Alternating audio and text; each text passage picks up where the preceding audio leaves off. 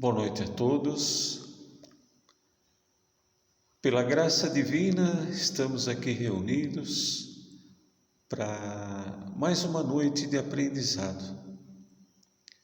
Como vocês podem ver pelo vídeo, estamos gravando essa aula aqui na sala onde costumeiramente nos encontramos às quintas-feiras, às 20h10, para as nossas aulas de aprendiz do Evangelho.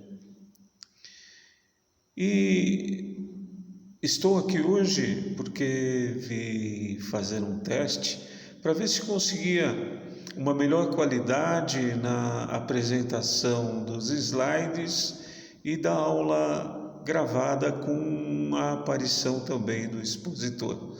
Mas infelizmente o teste não evoluiu. Eu acreditava que pelo tamanho da projeção com o Data Show, a qualidade da imagem fosse melhorar, mas ao contrário,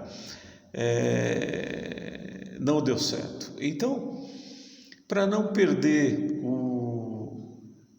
a viagem, né? Então, aqui estamos gravando essa aula com imenso prazer, trazendo para vocês tudo aquilo que a gente poderia trazer aqui se estivéssemos presentes, todos nós reunidos, mas infelizmente não podemos estar. Então, segue essa gravação com a exposição da aula, né? Eu vou projetando aqui para mim os slides e vou... Obviamente, meus slides são sempre uma base para que vocês vão lendo. Eu não sou muito de produzir figuras ou de fazer animações, nem nada. Então, não vai mudar muito vocês me ouvirem e verem os slides, né? Então, a nossa aula de hoje é a aula 108, o cristão no meio religioso e no meio profano. E para que a gente possa falar um pouco do cristão no meio religioso, no meio profano, a melhor coisa que nós podemos fazer em primeiro lugar é entendermos o que é ser religioso. Nós poderíamos dizer que ser religioso é pertencer ou relacionar-se a uma religião. É ser observador dos preceitos do credo que nós professamos. Então, nós estarmos relacionados com a fé e com o credo que professamos. Da mesma forma, para que a gente evolua no nosso raciocínio, vamos entender então o que é ser profano.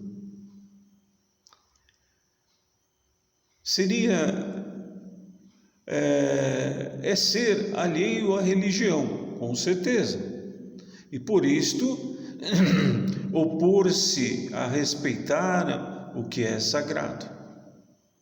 Entretanto, isso de estar alheio à religião e de opor-se ao que é sagrado independe de ser leigo ou não. Ou seja, eu posso não deter nenhum conhecimento, mas posso ser um ateu, mas sou o que sou, vivo no mundo. A diferença entre profano e mundano não existe. Poderíamos dizer que são sinônimos. Podemos afirmar também que ser profano é alguém que desconsidera regras morais e de obediência àquilo que é sagrado. Então, aí vocês têm então um posicionamento a respeito do que é ser religioso e do que é ser profano. O cristão, para a gente também evoluir um pouco nesse estudo do cristão no meio religioso, no meio profano, nós precisamos falar um pouquinho sobre o judaísmo, sobre o cristianismo e, eventualmente, relacioná-los para que a gente possa entender um pouco melhor toda essa história. Então, o que é o judaísmo, né? É a religião dos judeus. Qual é a Bíblia adotada pelos judeus? É a Torá. E essa Bíblia, a Torá, ela se compõe de 5 livros. Esses livros compõem, então, o Velho Testamento. Esses livros são a Gênesis, o Êxodos, o Levítico, o Números e o Deuteronômio. É muito interessante que todos esses livros foram escritos por Moisés, né? Isso então é o judaísmo na sua concepção. Jesus era judeu. Toda a fonte de ensinamento religioso de Jesus foi baseado na doutrina hebraica. E Jesus, então, quando veio ao mundo, na sua aparição pública ao mundo, acabou por ali, então, estar demonstrando o seu amor, o seu conhecimento religioso e trazendo para nós o entendimento dos seus ensinamentos em relação às leis existentes naquele momento. O cristianismo não existia naquela época e nem era a intenção de Jesus criar qualquer doutrina. Era sim de trazer o ensinamento, de trazer o entendimento das leis anteriormente conhecidas. O cristianismo surgiu com a figura de Jesus. E Jesus, obviamente, era o precursor, foi o precursor do cristianismo. O povo judeu naquela época, eles esperavam um Messias, alguém que viesse salvá-los do jugo dos romanos. Mas o rei que os judeus esperavam não era um rei que tivesse reino neste mundo. Ele não tinha por objetivo reinar, ele tinha por objetivo trazer o amor ao mundo. Na história do cristianismo, nós vamos poder conhecer um pouco mais dessa história se nós formos ler as obras de Chico Xavier, que nos contam desde o princípio a história do cristianismo. Nós temos ali também um Pentateuco, ou seja, 5 livros que nos permitem conhecer a história do cristianismo. Há 2000 anos, Paulo e Estevão, 50 anos depois, Ave Cristo, e o último da série se chama Renúncia. É bom a gente entender exatamente o que falava há pouco a respeito de que Jesus veio dar entendimento às leis. No capítulo 1 do Evangelho segundo o Espiritismo, nós vamos encontrar os ensinamentos do Cristo, aonde Ele nos coloca da seguinte forma: eu não vim destruir as leis, mas sim dar a elas cumprimento, entendimento, complementá-las. Ele veio auxiliar no entendimento das leis de Deus, de forma a desenvolvê-las para tornar a nós elas mais compreensíveis. Ele veio esclarecer os nossos deveres para com Deus. Ele também veio trazer a nós o esclarecimento dos nossos deveres para com o nosso próximo. E principalmente, nos ensinar a prática das leis divinas em toda a sua pureza.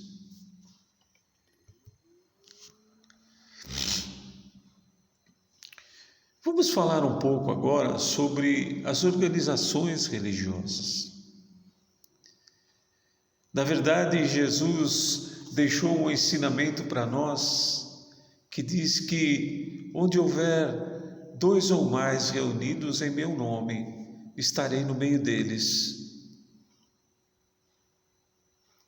Jesus pregava em qualquer templo. Aliás, ele gostava de pregar ao ar livre, nos montes. Dos seus principais ensinamentos, o Sermão dos Montes, aconteceu em um monte, Kurum Hatim, e foram ali dos maiores ensinamentos que a humanidade pôde receber do Cristo, o Sermão dos Montes. Nós tivemos do Cristo até a Igreja Católica Apostólica Romana, nós tivemos algumas fases de desenvolvimento. Primeiro, Moisés com os 10 mandamentos. Depois, o próprio Cristo, que veio nos trazer o entendimento das leis de Moisés. Na verdade, das leis de Deus, né? E depois, então, o Cristo, quando ele partiu, antes dele partir, ele nos deixou um legado. Ele falou para nós que, em dado momento, nós iríamos receber uma terceira revelação. A primeira, Moisés, a segunda, o próprio Cristo, e a terceira, que se relaciona ao Espiritismo. A igreja, aquele edifício, aquela construção física, a igreja, a organização religiosa, qualquer templo religioso vai muito além disso. Não é o patrimônio e nem a lei dos homens, mas nós temos que seguir a esses conceitos para termos um local para nos reunir e termos uma concepção de organização para que possamos ali receber as pessoas e participar da lei dos homens. Dai a César o que é de César e a Deus o que é de Deus. Na vivência com Cristo, tudo independe do local que a gente venha a frequentar. Nós podemos ter grupos afins que compartilhem os mesmos desejos de dedicação ao próximo. Ora, com isso nós estaremos nos reunindo, falando em nome de Jesus, e ali então tendo a oportunidade de tê-lo espiritualmente entre nós. E a oportunidade de, nesses locais onde nos reunimos, de fazermos a disseminação do Evangelho de Jesus. Entretanto, a questão básica de tudo é o conceito da nossa reforma de dentro para fora.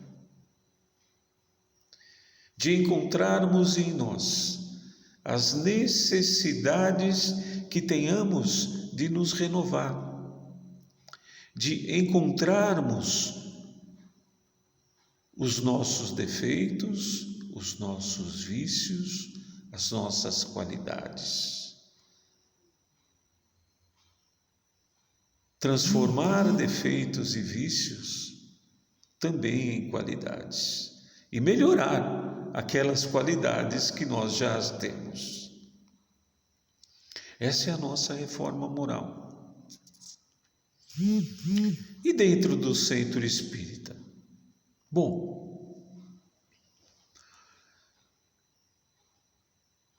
naquela época de Jesus, uma das primeiras casas religiosas que existiram foi a Casa do Caminho. Na verdade, a Casa do Caminho era um misto de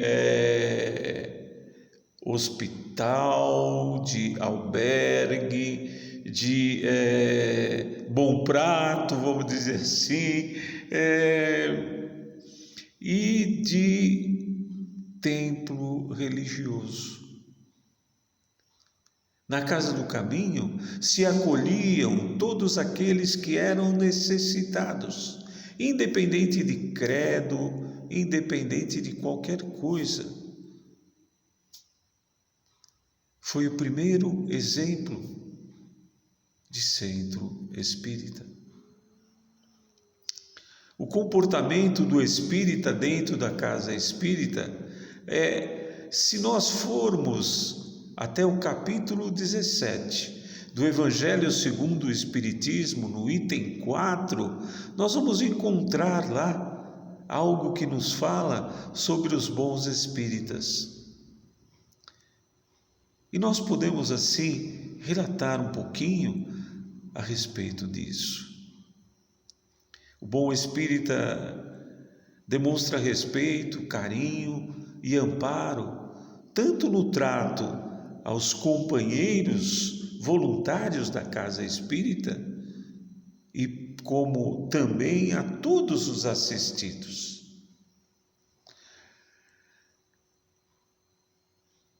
Nós, dentro da casa espírita, devemos coibir toda e qualquer atitude exacerbada. Tudo que fizermos dentro da casa espírita deve estar dentro de um equilíbrio, dentro de uma simplicidade e dentro do anonimato. Não há necessidade de que se saiba quem foi que fez o quê. O equilíbrio nos traz o conforto de sermos fraternos, assim como a simplicidade nos permite demonstrarmos a nossa humildade diante do nosso próximo. E o anonimato é aquele que nos conduza, que não saiba a nossa mão esquerda o que faz a nossa direita. Não há espaço para fascínio dentro do centro espírita. Sabe por quê? Porque quem precisa saber, já sabe. É Deus, Jesus e todo o plano espiritual. Eles sabem o que fazemos. Certo ou errado, está registrado para eles. É muito importante que no templo espírita nós possamos ter nossas previsões e programações, definição de responsabilidades, participações e fraternalismo nas ações que ali realizamos. Uma outra coisa muito importante no Centro Espírita: ordem, disciplina, pontualidade, assiduidade e fidelidade aos princípios doutrinários.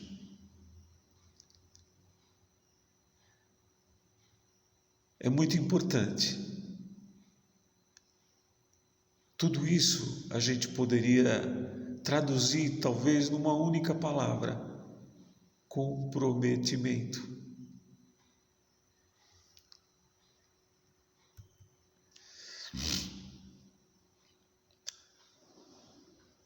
Os líderes espíritas, Jesus nos deixou um ensinamento muito importante.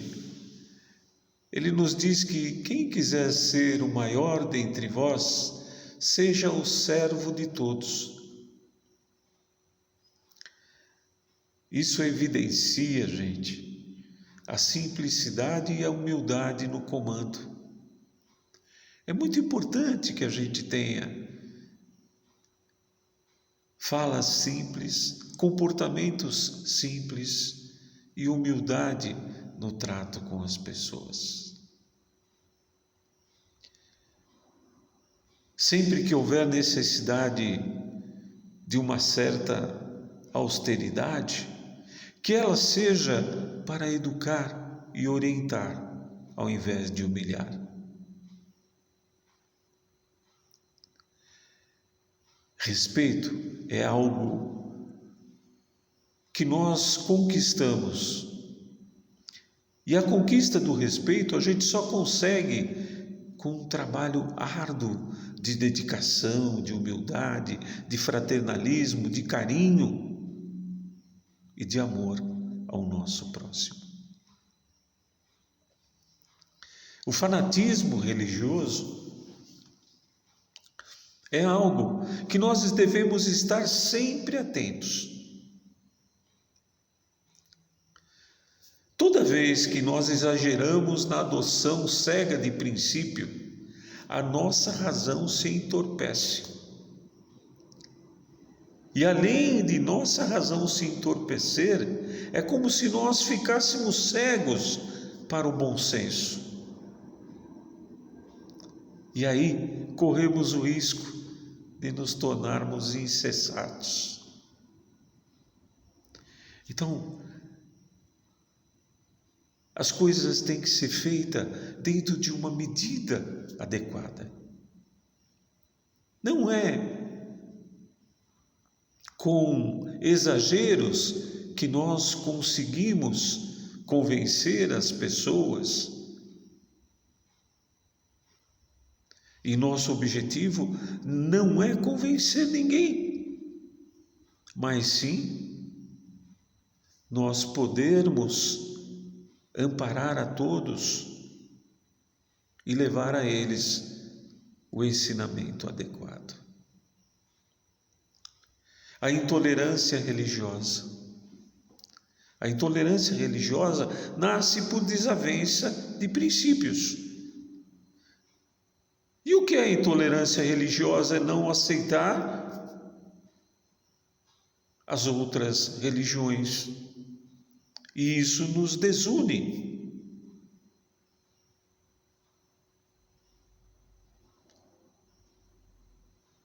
É muito importante que nós estejamos unidos dentro do cristianismo. Que as religiões se respeitem, se aceitem. Que não haja críticas. Durante 1800 anos, ou 1855 anos,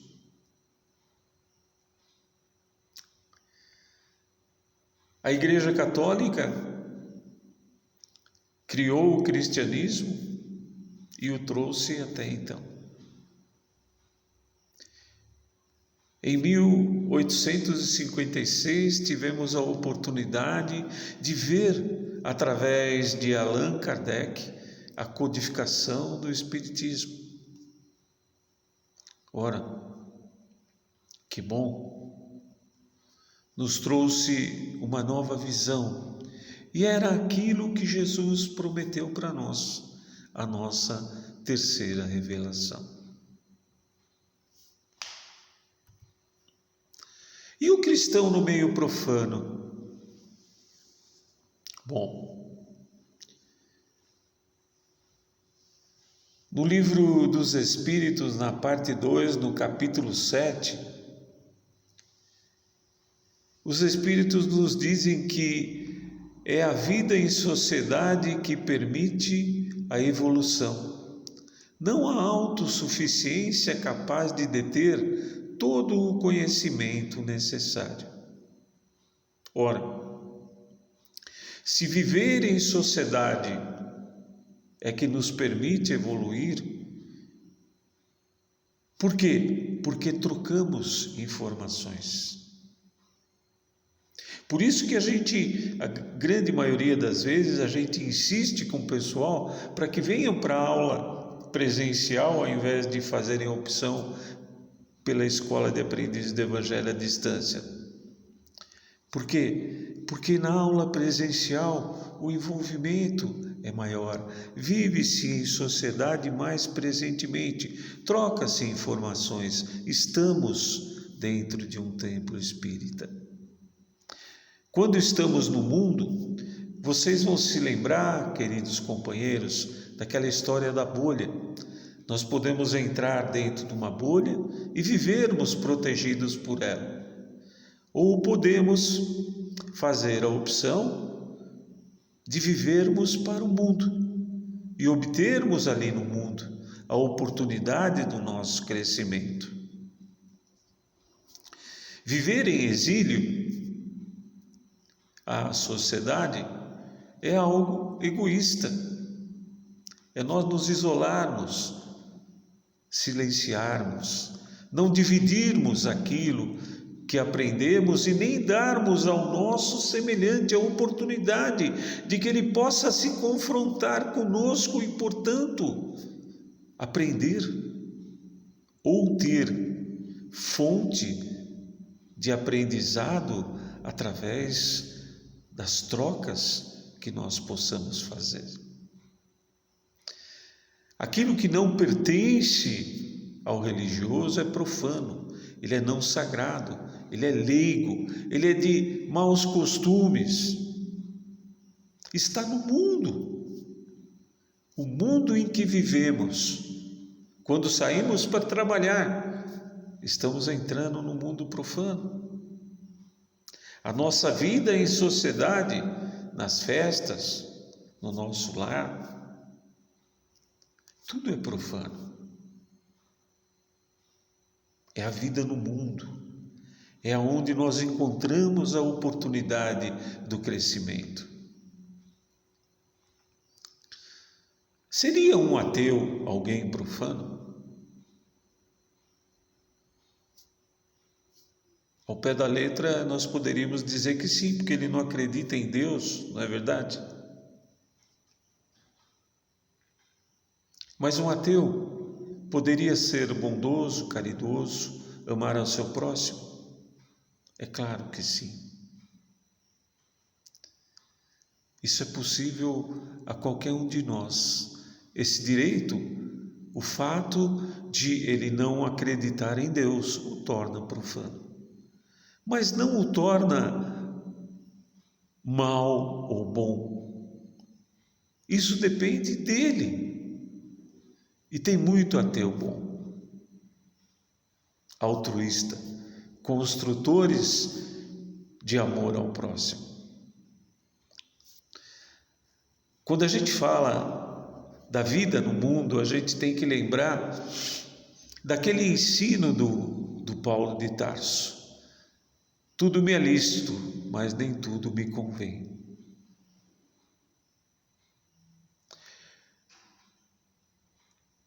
As nossas provações ocorrem em maior número em qual meio? No meio religioso ou no meio profano? Obviamente que é no meio profano. É onde nós somos testados a todo momento. O que nós precisamos entender é que nós colheremos exatamente aquilo que plantarmos. Por isso, nós temos que nos fortalecer no religioso, para que nós possamos então enfrentar as nossas provações no profano. Orai e vigiai. Jamais se esqueçam, queridos e amados irmãos, somos os responsáveis por tudo que nos acontece. No trabalho, a gente pode agir de maneira autoritária, de ser um carrasco. O que ganharíamos com isso? A autoridade, como já dissemos atrás, não é algo que a gente fabrique, mas é algo que a gente conquista pela prática da humildade, da simplicidade, do carinho e de saber aplicar a superioridade de maneira educada. Existe um livro chamado O Monge Executivo. Nesse livro, o autor nos ensina a prática dos ensinamentos de Jesus aplicados no dia a dia. Ele nos ensina como a gente ser um líder servidor. Devemos estar sempre prontos para competir sem prejudicar ninguém. Sempre haverá alguém na nossa vida que detém, em determinados aspectos, um conhecimento maior do que aquele que temos sobre aquele aspecto. E devemos respeitá-lo, devemos aceitar o nosso próximo como alguém que tenha e que possa ser melhor que nós. Isso é uma questão de ser leal e de ser humilde. Ser subordinado é algo que nos compete o conhecimento e que nos torna capaz de conduzir subordinados a ser o nosso sucessor, às vezes o nosso próprio superior. E o que nos conduz a essas condições? Respeito e dignidade, amor ao próximo e disciplina. Gente, nós estamos a maior parte do nosso tempo ativo no trabalho. E é o trabalho que nos dignifica, nos dá o sustento e é dele que extraímos os recursos necessários para uma vida social de conquistas, de lazer e também de caridade.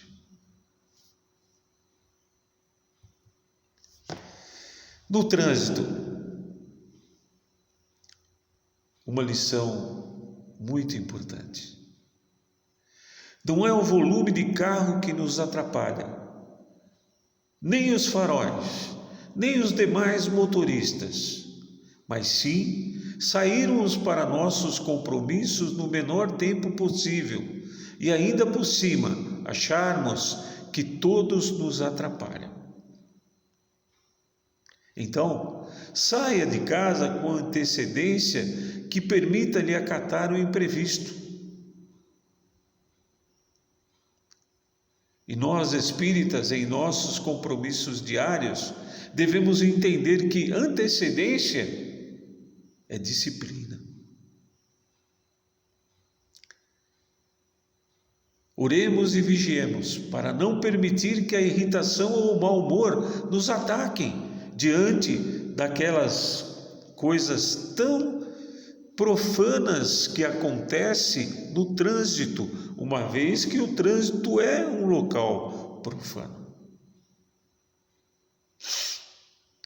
Quando estivermos diante de alguma ação agressiva, Seja humilde e perdoe. Quando estivermos diante das tentações, drogas, jogos, bebidas, maledicência, sexo, oremos e vigiemos. Não é nos omitindo que nós seremos verdadeiros cristãos e verdadeiros espíritas, mas é sabendo exatamente executar o limite que Paulo nos ensinou.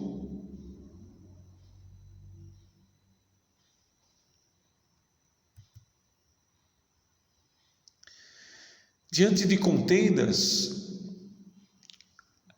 aprendamos que a força é o último recurso de um homem rude. Jesus jamais disse uma só palavra sobre qualquer religião.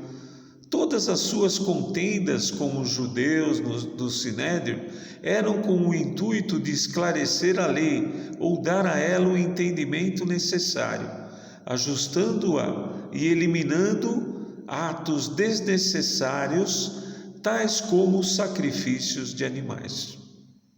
O que Jesus queria não era trazer nenhum mal-estar para os judeus, mas apenas que eles entendessem que sacrificar animais não lhes traria nenhum benefício. Gandhi é um exemplo, pois ele libertou sua pátria do jugo dos ingleses sem um único tiro. Devemos entender que nem todos estamos no mesmo grau de entendimento. Portanto, ensinemos com paciência. Certo ou errado, pessoal, é questão de ponto de vista diferente. Servem para nos auxiliar a crescermos, não para a gente brigar, nos degladiarmos. Nós devemos colaborar na difusão do conhecimento e não ser egoísta. Aquilo que aprendemos, queridos e amados irmãos, nós devemos passar adiante. Alguém poderá fazer bom uso daquilo. Não há por que sonegar informações dentro ou fora do teu trabalho ou de qualquer coisa que possa trazer benefício a todos. Jamais devemos nos esquecer que na administração dos bens do Senhor, as atitudes severas muitas vezes substituem as boas palavras. O que queremos dizer com isso é que algumas vezes nós precisamos ter alguma austeridade, mas para educar, para corrigir e não para reprimir. Lembram-se do episódio no templo onde se fazia comércio? Jesus açoita aos comerciantes dentro do templo, porque ali era um local de oração e não de comércio.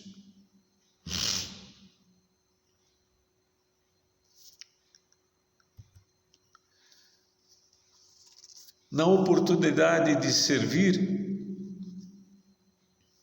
que não saiba a vossa mão esquerda o que faz a vossa mão direita.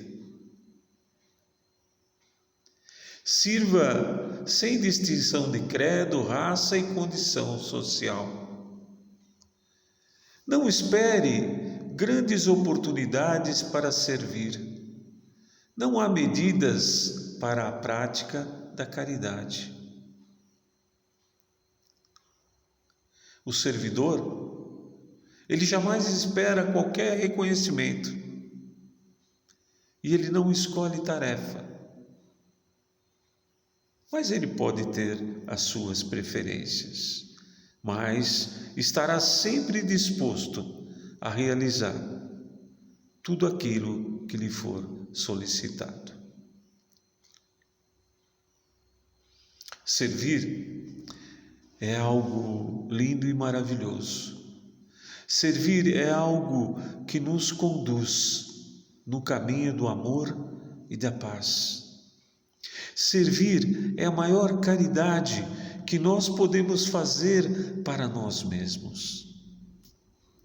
Enquanto servimos,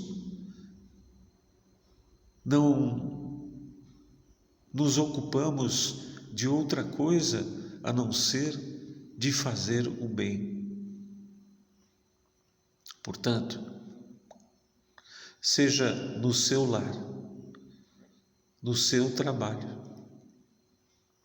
na vida social, com os amigos, com os parentes, no seu convívio religioso, não importa onde, sirva.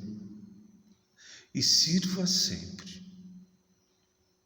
E quando um dia você achar que já serviu o suficiente, reticências, continue servindo. Esse é o papel nosso dentro da vida, tanto religiosa quanto profana. Como já vimos, o profano é o mundo onde nós estamos.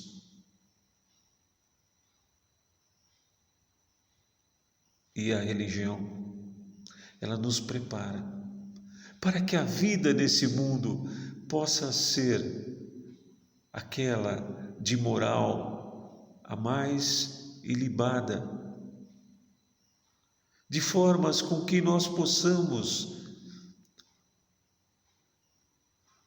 realizar a vida com amor, com carinho, tal e qual Jesus nos ensinou. Queridos e amados irmãos, obrigado pela atenção e fica aí essa aula para que possam refletir sobre todos os ensinamentos relacionados ao cristão no meio religioso e no meio profano. Um grande abraço a todos. Que a paz de nosso Pai e que o amor de nosso irmão Jesus esteja conosco hoje e sempre. Que assim seja. Graças a Deus.